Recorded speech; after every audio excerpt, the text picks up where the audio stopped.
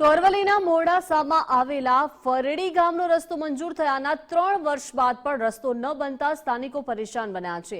આ માર્ગ 3 વર્ષ પહેલા પ્રધાનમંત્રી ગ્રામ સડક યોજના હેઠળ મંજૂર કરવામાં આવ્યો હતો, પરંતુ તંત્રના ભ્રષ્ટ બાબુઓ અને કોન્ટ્રાક્ટરની બેદરકારીના કારણે રોડ હજુ સુધી બન્યો નથી।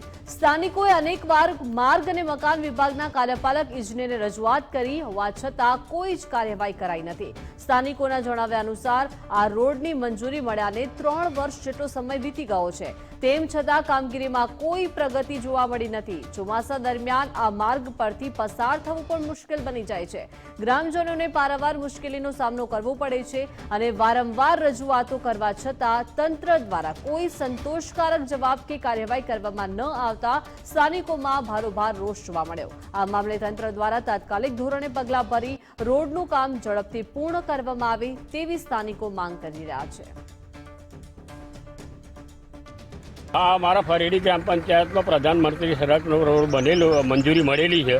રોડ ચાલુ થઈ ગયેલો છે, મેટલ પાથરી દીધેલી છે અને 2 વર્ષથી કેમ કામ બંધ થયું છે એ અમને કંઈ ખબર પડતી નથી। વારંવાર રજૂઆતો કરવા છતાં અમારી વાતને કોઈ સાંભળવા તૈયાર નથી। કાર્યપાલક ઇજનેર સાહેબને મળીએ એટલે કે કોન્ટ્રાક્ટરનો નંબર આલું છે, વાત કરો। કોન્ટ્રાક્ટર કોઈ ફોન ઉપાડતા નથી અને અમારું કામ થતું એ નથી અને સાહેબે પછી ફોન ઉપાડવાનું બંધ કર્યું કે અમે શું કરીએ, કોન્ટ્રાક્ટર નથી કરતું છે।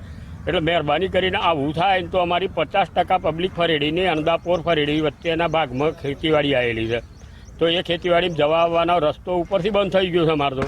એટલે મહેરબાની કરીને અમારો સત્વરે રોડ મંજૂર થાય એવી મારી ખાસ વિનંતી છે। વર્ષોથી આ 2 વર્ષથી આ રોડ મેટલ રોડ એમને જ પડ્યો, કોઈ કોન્ટ્રાક્ટર હોમ ના જવું, કોઈ અધિકારી હોમ ના જવું। અહીંથી આ રોડ સાતરડા, સુરજપુર, વાવડી, અણદાપુર ઠેઠ સુધી માલપુર તાલુકાની સરહદ સુધી પાકો છે, આગળ બધું આ કાચો રહી ગયેલો છે, તો કોઈ હમું જોતું નથી। કેવી તકલીફ પડે? બહુ જ તકલીફ પડે છે। કોઈ મળદું લઈને નીકળવું હોય, કોઈ એમ્બ્યુલન્સ લઈને નીકળવું હોય, કોઈ ડિલિવરી કેસ લઈને નીકળવું, તો કેવી રીતના નીકળવું? શું માગણી છે? આ રોડ અમારો જલ્દી બને એ માગણી છે। ના બને તો અમે આંદોલન કરવા તૈયાર।